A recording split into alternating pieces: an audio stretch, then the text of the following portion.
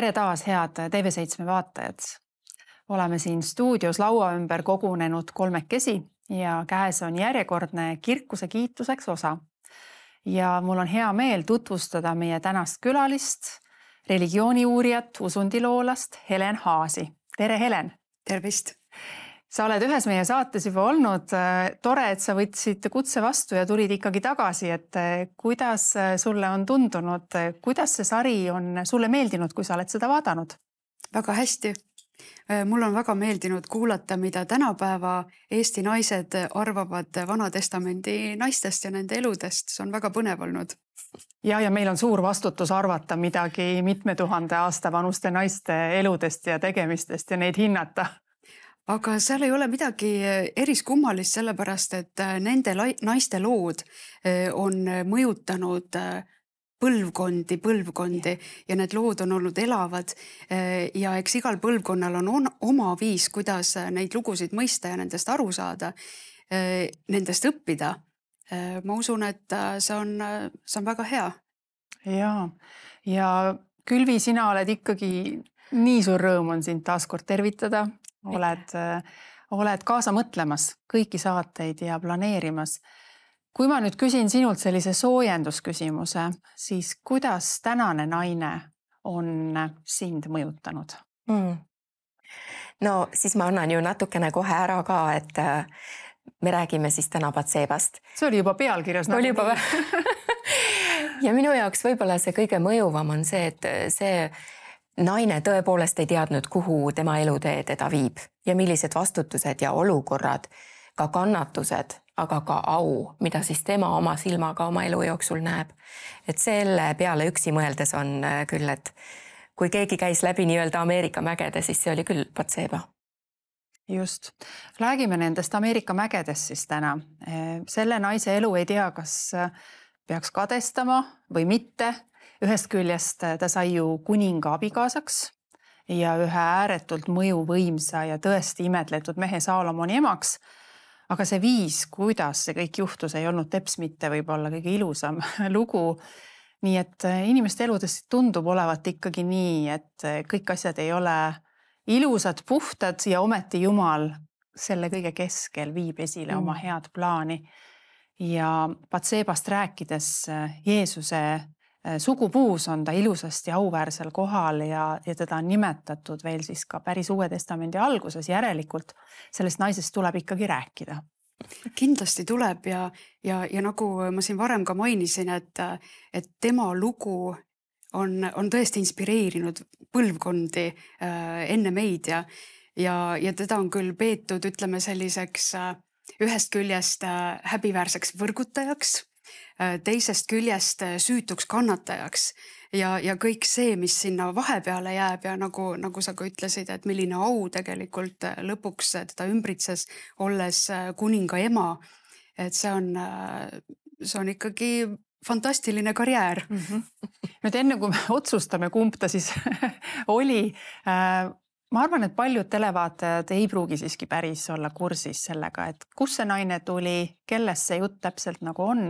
Kuningas Taavet tõenäoliselt on palju tuttavam ka võib-olla kiriku kaugele või usu kaugele inimesele, aga Batseba mitte niivõrd. Batseba tuli tegelikult tundub, et ühest väga ka jumala kartlikust perest, nii et selle naise taust iseenesest on mulle tundub väga kena. Kuidas sa, Helen, tutvustaksid Batseba päritolu? Kui lugeda nüüd Vanatestamendi andmeid Batseba perekonna kohta, tema päritolu kohta, siis sealt me ju näeme väga selgelt, et nii tema isa kui tema vanaisa olid väga auväärsed mehed, nad seisid kuninga kojale väga lähedal. Nad olid kuningas Taaveti, ütleme sellises lähiringis, võib öelda tema õukonnas, tema usaldusalused. Batseba vanaisa Ahitofel oli Taaveti üks tähtsamaid nõuandjaid ja Batseba isa oli siis üks Taaveti kangelastest tegelikult koos Batseba abikaasaga. Et kui me räägime Batsebast selles võtmes, milline oli tema ühiskondlik positsioon, mis tulenes teda ümbritsevatest meestest, siis kindlasti oli see väga märkimisväärne. et ta oli ikkagi ühiskonnas väga tähtsal positsioonil, ütleme, tänu oma meestele, kes teda ümbritsesid. Batseba isa nimi, ma lugesin, tähendas Jumal on armuline. Nii et võib juba mõtelda, et seal peres tegelikult Jumala teod ja Jumalat austati kindlasti, muidu sa ei paneks sellist nime. Ja see tuleb ka hiljem uurija tegudest täiesti selgelt välja, et võib-olla see tema käitumises, eks ole ju, kuidas ta Taavetiga ka oli lojaalne üdini. Jah, nimedel olidki ju tähendused tollel ajal ja ka tänapäeval idamaades on see ju väga levinud, et inimestele või lastele antaksegi kas juba sündides tähendusega nimi või ta siis saavutab selle oma elu jooksul, eks ole, hüüdnimena. Aga jah, et Batseba ise, eks ju, tema nime tähendus. Mis see võiks olla? Kas siis küllusliku tütar või 7 tütar, mis tähendab seda, et tegelikult kas siis tema isa, vanaisa või ütleme kogu see suguvõsa, et see pidi olema suur, vägev, külluslik, seal pidi olema palju lapsi, et tema sündis sellisesse keskkonda. Ja samamoodi, eks ole, tema abikaasa nimi, tema abikaasast rääkides väga eriline persoon Batseba kõrval, tähendab ju ka Jumala valgust. Kuigi me Vanast Testamendist loeme, et ta oli hett, mis tähendab seda, me võime järeldada, et järelikult ta ei olnud juut. Aga siin on ka erinevaid arvamusi esile toodud. Aga tema nimi tähendab kindlasti seda, et ta oli juudi rahvaga väga lähedalt seotud, et ta teenis Iisraeli jumalat ja sellega seoses ta oli ka Jumala valgus ehk siis uurija. Wow. Helen, kuna sina tead väga hästi ka teisi kultuure ja oled neid uurinud, et kas Batsebat on kuidagi mainitud ka mingites islami tekstides või kuskil mujal peale siis piibli? Jaa, islami tekstides on kindlasti teda mainitud, Koraanis on teda mainitud, ka sunnas on teda mainitud, ehk siis prohvet Muhamedi traditsioonis, nagu moslemid ütlevad. Ja teda on mainitud seal kui kuningas Taaveti abikaasat. Ja räägitud on ka sellest loost, mida, eks ole, me hakkame siin nüüd ka rääkima, aga natukene teises võtmes. Sellepärast, et islami traditsioonis on ikkagi see väga kindel arusaam, et prohvetid ei tee kunagi pattu ja nad ei astu üles Jumala vastu oma tegudega. Ja kuivõrd Taavet ja ka Salomon ja väga paljud vana testamendi kuningad ja tegelased on ka prohvetite ridadesse arvatud Koraanis, siis ei saa kuidagi, ütleme, moslemite öelda, et Taavet tegi selliseid asju, nagu Vana Testament meile kirjeldab. Ja Koraan ütleb, et abiellus Batsebaga küll, aga siis, kui ta oli juba lesk. Et uurija suri ennem. Et uurija suri ennem ära ja Taavet võttis tema siis endale naiseks. Ja kui keegi väidab vastupidist, siis on see üks vale laim ainult. Ja islami poole pealt vaadatuna. Aga meie loeme siis täna piiblist seda lugu ja piibel ei ilusta asju ja vähemalt ei proovi kõike seda üle siluda, vaid tegelikult see on päris kurb lugu mõlemast vaatenurgast, sest et see natukene nagu ikkagi räägib võimu kuritarvitamisest. See räägib sellest, mis võib juhtuda, kui sa lased ihal üle oma pea minna. Ja ma arvan, väga hea on, minu arust, mis mulle nagu selle loo puhul meeldib, on see, et see on väga õpetlik lugu paljudele teistele, kuidas mitte teha. Ehk siis üks võimalus vigadest õppida on oma vead, teine võimalus on vaadata nagu teiste suuri ämbreid ja otsustada, et parem mitte seda teha.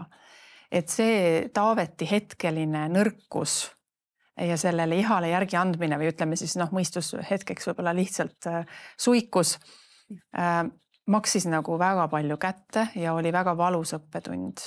Ja mis seal salata, paljude inimeste elus on tegelikult olnud sarnaseid valusaid õppetunde.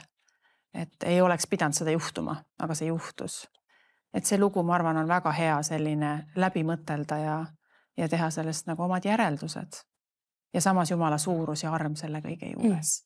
kui sa tõeliselt parandad meelt. Aga me jõuame sinna loo käigus veel, kuidas Jumal siin tegutseb. Kõigepealt tegid inimesed midagi. Mis need inimesed siin tegid? Kas sa, Helen, kuidas me edasi liigume? Kas ma loen natukene, kuidas see lugu alguse sai? Ma arvan, et võiks lugeda algallikast natuke küll. Jah. Aga tahtsid sa midagi ütelda veel enne, kui ma loen? Külvi? Lisa juurde. Kõik ära. Mu mõte oli see, et tegelikult me ei tea ka, mis seis oli Taavetil vaimulikust nagu vaatevinklist vaadates üldse selleks ajaks. Sest Taaveti, kui me piiblist loeme, siis on juba näha, et mingites asjades ta on hakanud kuidagi lõdvestuma ja kergemalt ka elu võtma. Et võib-olla see, millesse me nüüd sukeldume, oli teatud mõttes ka kokkuvõttes selline mehhanism nii-öelda, millega Jumal põhjustas selle, et ta tuli Jumala juurde täie tugevusega tagasi. See on nii hea, et sa praegu selle üles võtsid, sest tegelikult see meil jäi tõesti ütlemata, et see, mis eelnevalt oli olnud väga ideaalne taust langemiseks, on see, et sul on palju võite olnud. Sul on palju võite. Kogu aeg ta muudkui aga võitis kõiki oma vastaseid, kuningriik kosus, ta kindlustas oma võimu, oma positsiooni, oma populaarsust. Ja võttis naisi, kes talle meeldisid.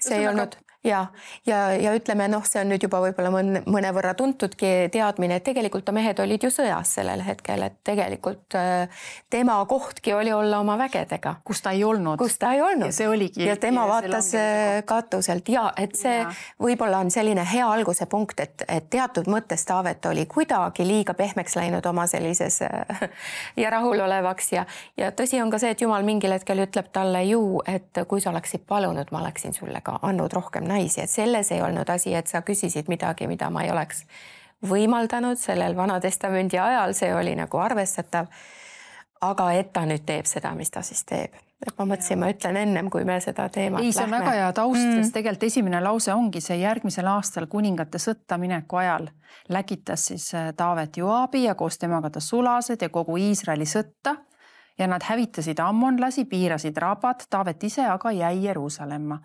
See on see koht, et kui Jumal ütleb sulle, et praegu on koht hoopis olla sõjas, keskenduda tähtsatele asjadele, aga sina mõtled, et ma natuke puhkan niisama, siis väga sageli langemised tulevadki nendel lõdvestus- ja lõõgastushetkedel, kus su silm hakkab minema sinna, kus ta ei peaks minema, kui sa lubad endale selle hetke seal, kus tegelikult su koht on hoopis olla kuskil mujal. Selle üle on jah palju arutatud seoses Taaveti ja Batseba looga, et miks kuningas Taavet ikkagi sõtta ei läinud ja mida ta seal Jeruusalemma katustel ikkagi tegi, eks ole, et jah, et kas see oli tema selline mingi nõrkuse hetk või oli see mingisugune selline hetk tema elus, kus ta tundis, et ta on nüüd tõesti kõik saavutanud ja tehku nüüd teised minu eest, saadame kindralid välja, eks ole, ma olen nad välja koolitanud, minge ja vallutage, et olen jõuda siin, et tegelikult piibel ei vasta sellele, et me ei tea, miks ta ei läinud, miks ta oli seal, eks ju, kus ta oli, aga mulle tundub, et seda lugu nagu analüüsides väga paljuski heidetakse talle seda ette, et ta ei olnud sõjas, kuna ta ise oli kuningas, ta oli ise sõjamees, eks ole, et oleks pidanud olema kuskil mujal ja kuna ta ei olnud, siis juhtuski see, mis juhtus. Oli hea võimalus praegu tulla kiusatusel sisse, sest ega siin edasi ta ütleb ju ka ühel õhtul, kui Taavet oli tõusnud voodist ja kõndis kuningakoja katusel. Ehk siis ta oli tegelikult terve päeva maganud, see on täpselt selline ülimalt soodus hetk, kus sa võib-olla hakkad mõtlema ja vaatama asju, mida võib-olla muidu ei satu sulle, et sul on tõesti selline sobiv taust on kõigeks nagu loodud. Ja ta nägi ühte naist ennast pesevat ja naine oli väga ilus. Ja sealt edasi lugu läheb väga lihtsalt. Taavetile öeldi, kes see on. Ta järelikult ei teadnud seda naist eelnevalt või vähemalt ei tundnud teda ära. Öeldi, et see on ju Batseba, Eliami tütar, Het, Uurija naine. Siis Taavet läkitas käskjalad teda tooma. Ja kui ta tuli tema juurde, siis Taavet magas tema juures. Ja siis naine läks tagasi oma kotta. Ühesõnaga juhtus midagi sellist, mis ilmselt ei olnud mitte naise poolt initsieeritud, vaid lihtsalt öeldi, et nüüd on selline lugu, et tuleb minna kuninga juurde. Ja tundub, et see lugu tänapäeva mõistes, kui me kuidagimoodi peaksime seda selgitama, võiks ju tegelikult sõna otseses mõttes nimetada seda seksuaalseks vägivallaks. Vähemalt kuritarvitamiseks, jah. Kuritarvitamiseks. Sest me ei tea, kuidas ta nüüd legaalselt ei olnud naistel seal vist mitte midagi ütelda sellel ajal, kuidas see on? No ütleme niimoodi, et ta oli ikkagi abielu naine. Ta ei olnud abielus ju mõne lihtsa mehega. Ta oli abielus kuningas Taaveti kindraliga, võib öelda. Ja selles suhtes tal oli ikkagi ühiskonnas teatud positsioon. Ja kui nüüd Taavet nägi, et naine on ilus, tal tekkis see iha, eks ole, siis esimene asi, mida ta tegi ju kindlaks, kes see naine on. Ta sai väga hästi teada, kes see naine on. Ja. Ta ju teadis, et see on uurija naine, uurija on tema kindral. Ta teadis, kelle tütar ta on, eks ole. Ja. Kõik tema lähikonna mehed. Ja kui me mõtleme ennast sellesse ühiskonda tagasi, mis isegi väga palju ei ole muutunud tänapäeva Lähis-Idas, et ikkagi abielu naised on abielu mehe aupaiste, eks ole. Ja kui sa seda aupaistet rikud, kui sa lähed sisuliselt selle mehe au kallale, tolles maailmas isegi tema omandi kallale, eks ole, mille ta oli võib-olla, ei tea, millise luna hinna eest või selle mõrsja kingi eest, eks ole, saanud. Ja selles suhtes oli Taaveti jaoks täiesti selline teadlik otsus. Mis puudutab Batsebat, siis tema oli palju nõrgemas olukorras, sest Taavet oli kuningas. Mehed olid ära linnast. Me ei tea, kui palju seal mehi üldse selles kindluses müüride vahel oli. Et ta võis ennast väga haavatavana tunda. Ja ainukene asi, mida ta võis oli teha, ta lihtsalt kuuletuski kuninga käsule, kui kuningas teda kutsus. Ja vaevalt, et ta teadis, miks kuningas teda kutsub, eks ole. Sest Taavet võis teda kutsuda ükskõik mis asja pärast. Aga see, mille pärast Taavet kutsus, selgus siis hiljem koha peal. Et see olukord ei olnud lihtne, ütleme, see oli väga komplitseeritud Batseba jaoks ja ilmselt ta siiralt läkski kuninga kutse peale kohale lihtsalt. Muidugi mõni küsib, et mis ta seal katusel pesi, aga see vist on üsna tavaline asi, eks ole? Seda ka väga palju küsitakse tõesti, kui lugeda sellel teemal kirjandust ja kuulata, mida on aegade jooksul, eks ole, arvatud, et tõepoolest, et mida tema seal katusel, eks ole, siis tegi. Aga sama hästi me võime küsida, et aga mida kuningas Taavet seal katusel tegi, eks ole. Et me loeme, et Batseba pesi ennast seal. Et kui mõelda tolle olude kohta, kus pesti, eks ole, siis need ja kui me läheme ka selle arvamuse juurde, et ta pesi ja on ju ka öeldud oma sellest kuu puhastusest, eks ole, mis on ju ka juudi naistele ette nähtud iga kuu ette võtta, et see mikve võiski olla seal kuskil avatud õhus, eks ole, kuhu tema siis läks. See ei olnud see, et ma võtan oma kausi kaenlasse ja lähen pesema, kuhu ma tahan, vaid tuli minna pesema ju sinna, kus see mikve oli, eks ole. Et see on ka natukene võib-olla sunnitud seis, et mitte see valiku küsimus, eks ole. Et selles suhtes olukord oli keeruline. Ja olukord läks veel keerulisemaks. Jah. Sest nüüd ainsad sõnad, mida me siis Batseba poolt, mis meile kirja on pandud ja naine jäi lapse ootele, ta läkitas Taavetile teate öeldes, ma olen lapse ootel. Jah, see oli väga julge samm Batseba poolt, ma leian. Kuningale see teade saada, aga ka ainuvõimalik, sellepärast, et mees, tema abikaasa oli olnud ju ära. Et see juhtus sellel ajal, et see oli see kriitiline moment. Ja nüüd muidugi hakkasid need saavused edasi lahti rulluma, et Taavetile oli see kindlasti väga halb uudis, ma kujutan ette. See hirmutas teda ja ta hakkas välja mõtlema stsenaariumi, kuidas nüüd nii-öelda oma nahka päästa, et sellest olukorrast välja tulla.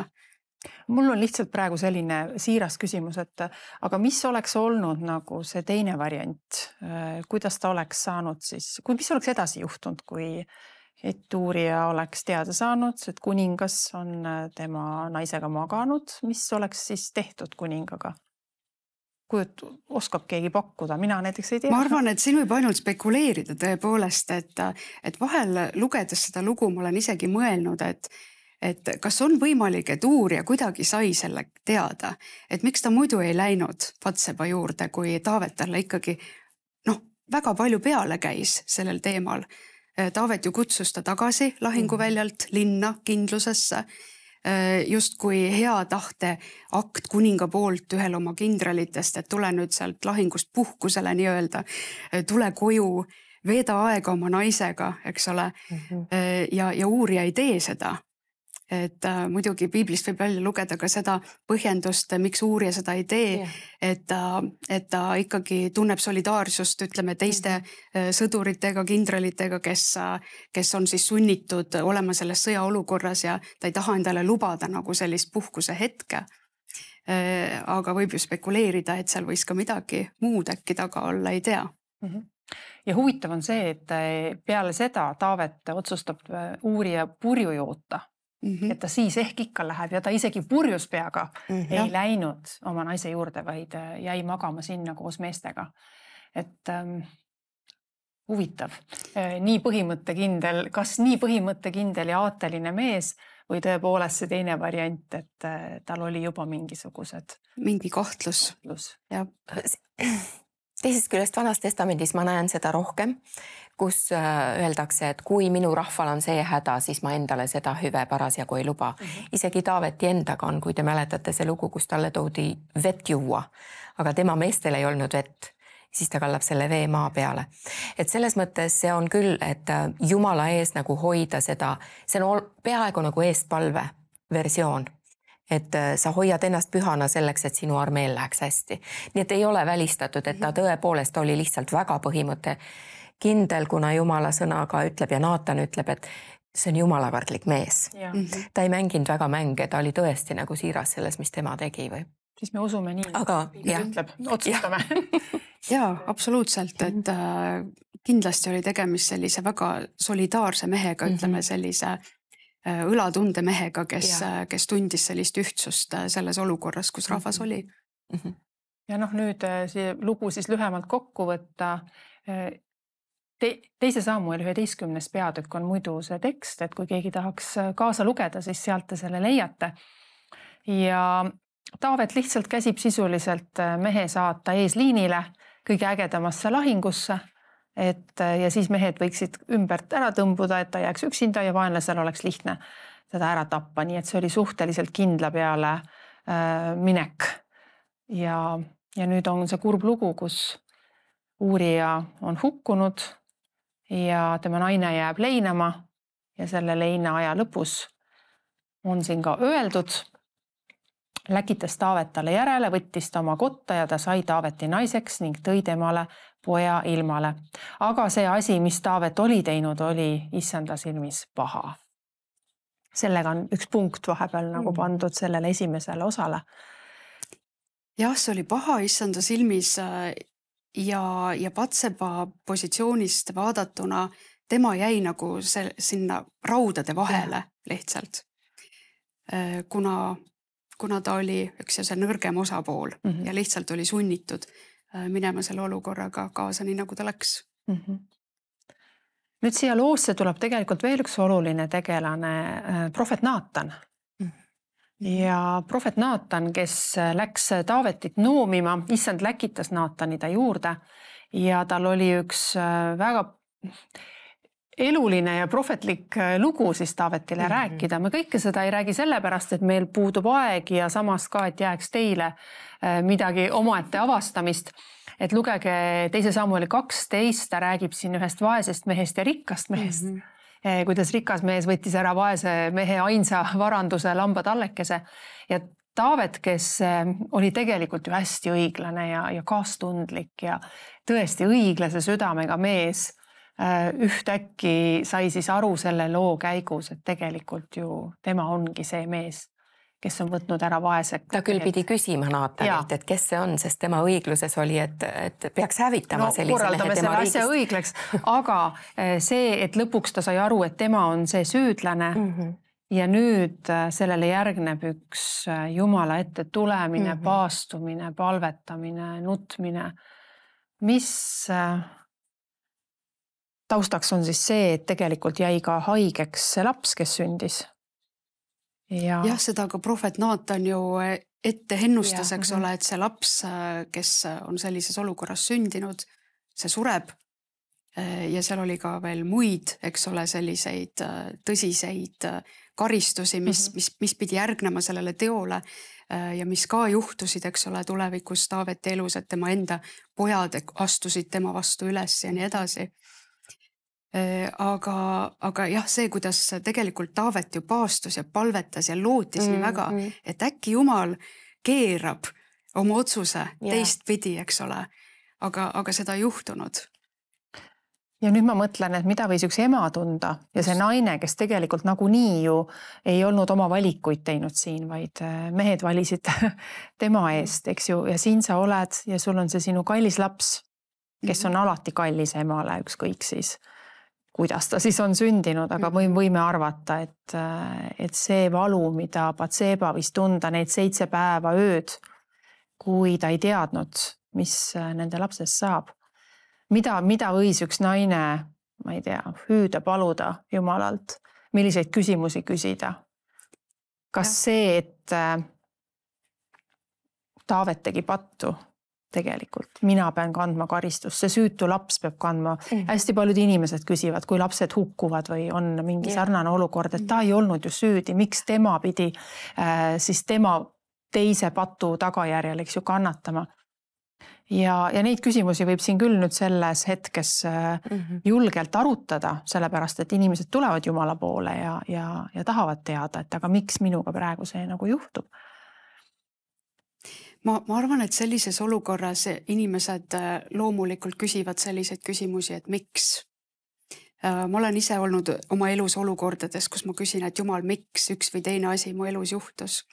Ja võib-olla selles konkreetses hetkes ei saagi sellest aru või ei saa seda vastust, aga hiljem mingi aja möödudes saan aru, et miks see juhtus.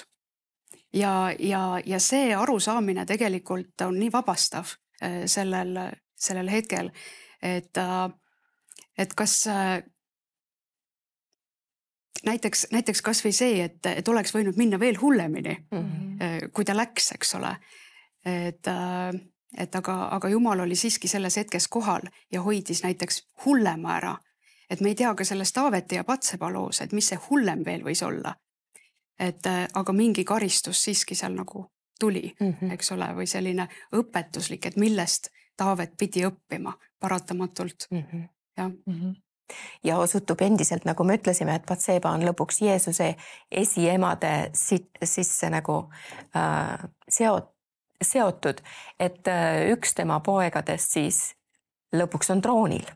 Just, et tegelikult loo lõpp on ju väga hea ja väga auline, kui me loo lõppu vaatame. Ja ma arvan, et tasubki alati vaadata sinna, millega see lugu tegelikult lõppes.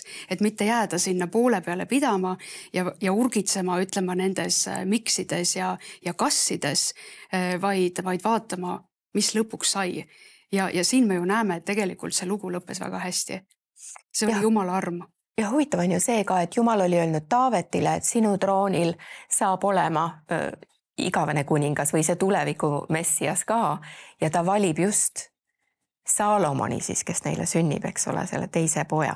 Et see on ka nagu hästi huvitav, et just seda liini pidi, et ma ei välista ka seda, et kuigi see suhe algas sellise sisuliselt jõuetu, Batseba poolt jõuetu olukorraga, et ikkagi nende vahel kasvas armastus ja vastastikune austus üles, sest me näeme Salomoni kasvatamise juures on Batsebal väga suur roll. Ja Batseba on Saalomoni puhul ikkagi väga tubli mehe üles kasvatanud ühel hetkel. Ja me näeme ka, et prohvet Naatan tegelikult väga hoiab Saalomoni ja on võtnud ta enda käe alla kasvama. Ta õpetab teda isiklikult. Ta annab talle hüüdnimeks väga erilise nime, eks ole, mis on, mida igaüks ei saa, eks ole, Jedidia. Et Jumala sõber, eks ju, Jumala armastatu sisuliselt on Saalomon.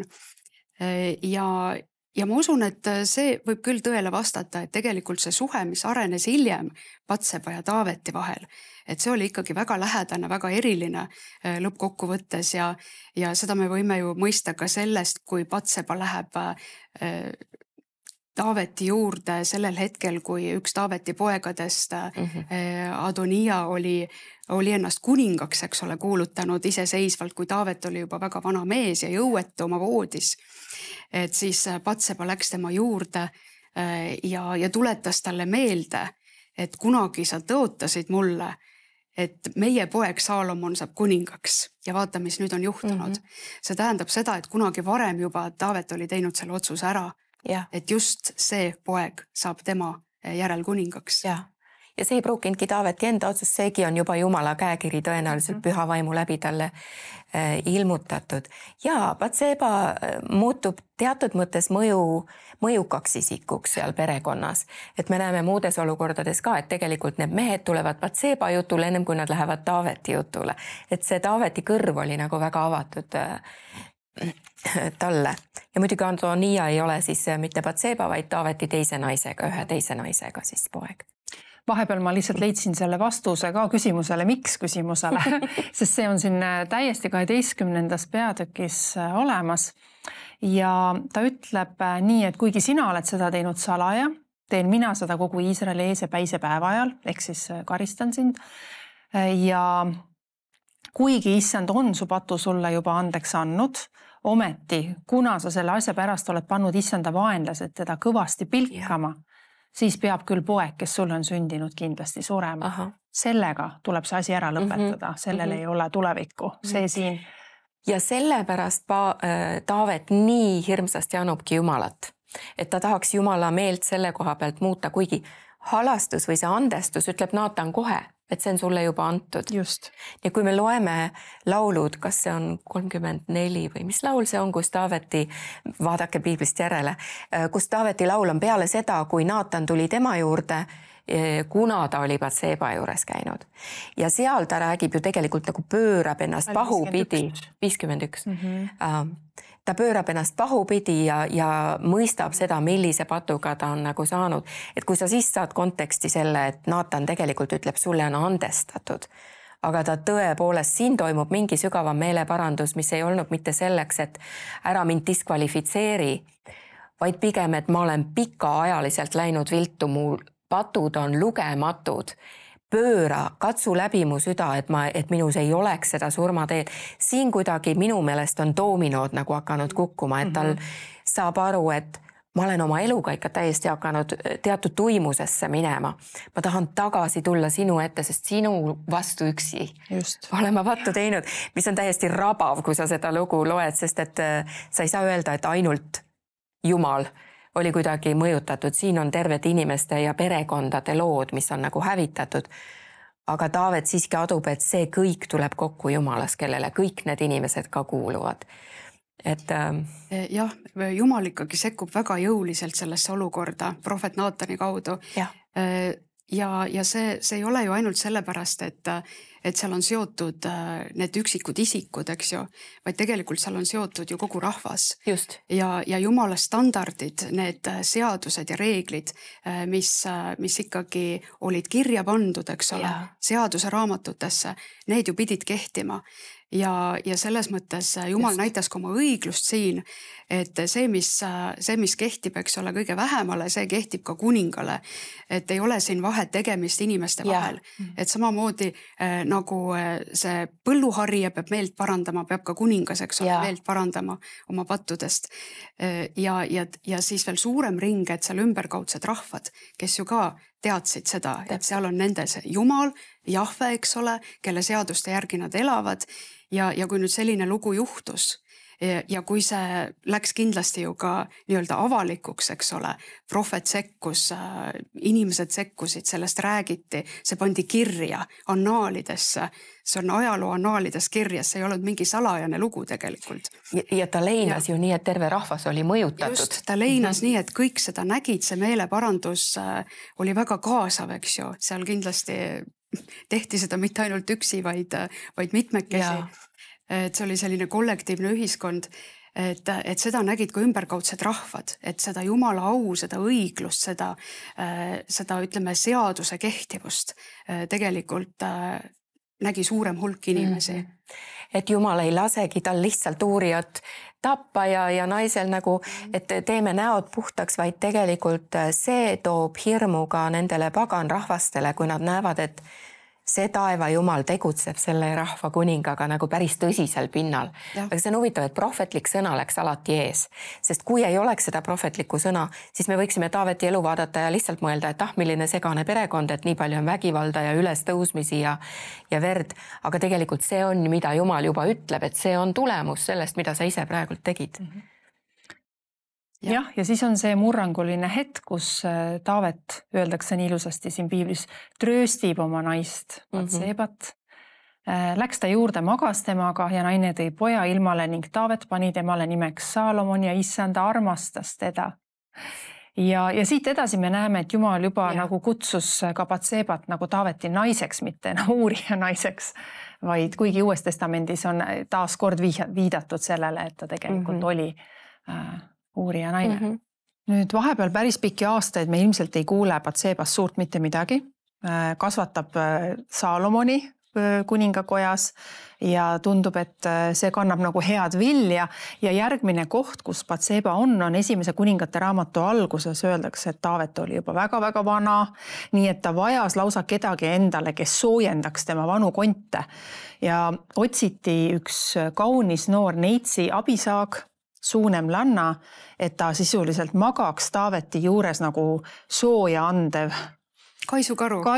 Ma mõtlen, et küll on hea, et meil on tänapäeval igasugused soojendustega soojakotid ja soojad tekid, et selline amet enam ei pea olema ühelgi noorel tüdrukul.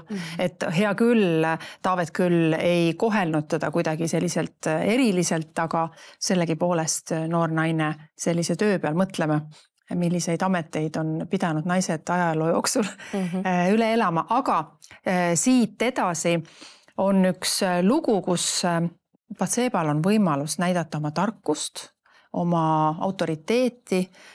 Kuidas see lugu edasi läheb? See on tõesti selline lugu, mis osundab sellele, et Batsebal oli väga kindel positsioon kuningakojas ja kõik teadsid seda. Nii et kui ühel printsil tuli pähe mõte, et tema tahaks endale naiseks võtta nüüd seda Abisaagi, siis ma kujutan ette, et ta võib-olla oma peas käis erinevaid stsenaariume läbi, et mismoodi see võiks võimalikuks osutuda. Ja lõpuks ta jäi peatuma Batsebal. Ja ta otsustas, et ta läheb ja palub Batsebat, et see kostaks tema eest, et Abisaag võiks tema naiseks saada. Ja Batseba teebki seda. Ei tea, mis motiividel ta seda teeb, aga ta võtab seda palvet kuulda ja ta läheb seda palvet siis esitama, aga see ei lõppe hästi. Kelle jaoks ei lõppe hästi? See ei lõppe hästi selle palve esitajale, printsile, jah.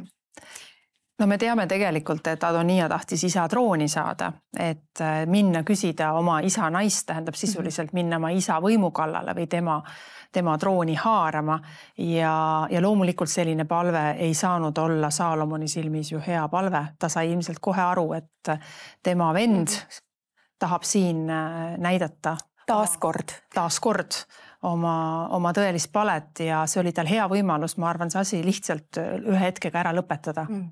Nii et jah, ma arvan, võib-olla trooni kukutamise hetk, mille Batseba oma oskusliku viisiga, kuidas ta seda esitles Saalomonile, aitas Saalomoni kuninga võimu kindlustada. Jah, kindlasti sellepärast, et neid trooni ehalejaid oli seal päris palju ju.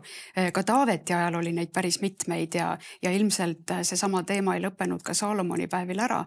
ja Batseba oli see, kes suutis tõesti oma poja trooni kindlustada, võib öelda.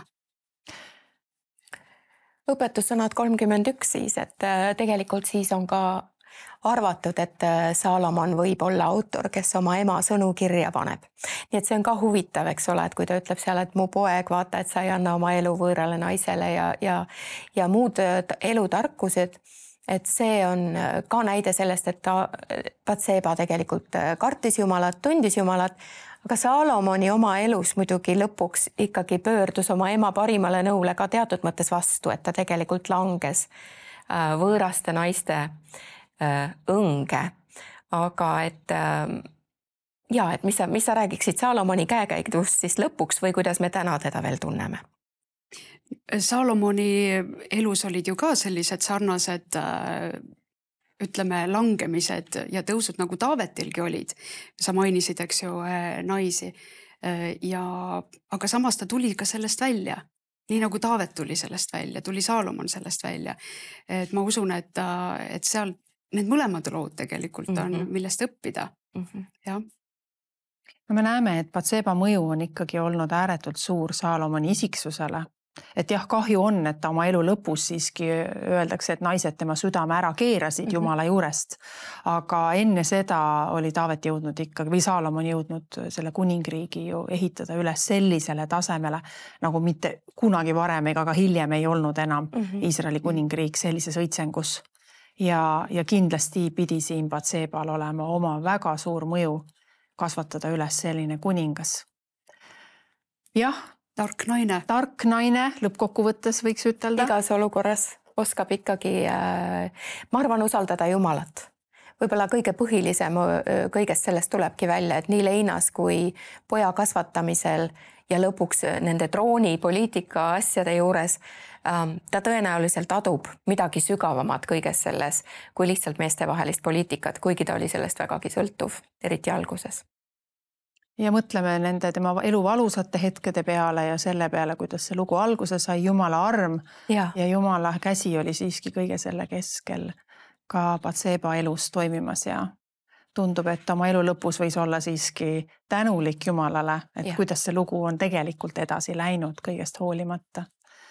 See on meie arvamus, meie ei tea ja head vaatajad, eks teie saate ka otsustada ise, kuidas see sõna teile kõneleb, kuidas Batseba teie jaoks omab mingisugust tähendust. Meie lõpetame siin täna oma saate, aga selleks, et järgmisel korral taas vestelda juba järgmisest naisest. Armas televaataja, loodan, et sul on olnud hea ja kasulik aeg meie seltsis. Toetades TV7 tööd, osaled ka ise hea seemne külvamises, mis võib olla õnnistuseks paljudele. Ole julge külvama, et ka lõikus võiks olla rikkalik. Aitäh sinu panuse eest!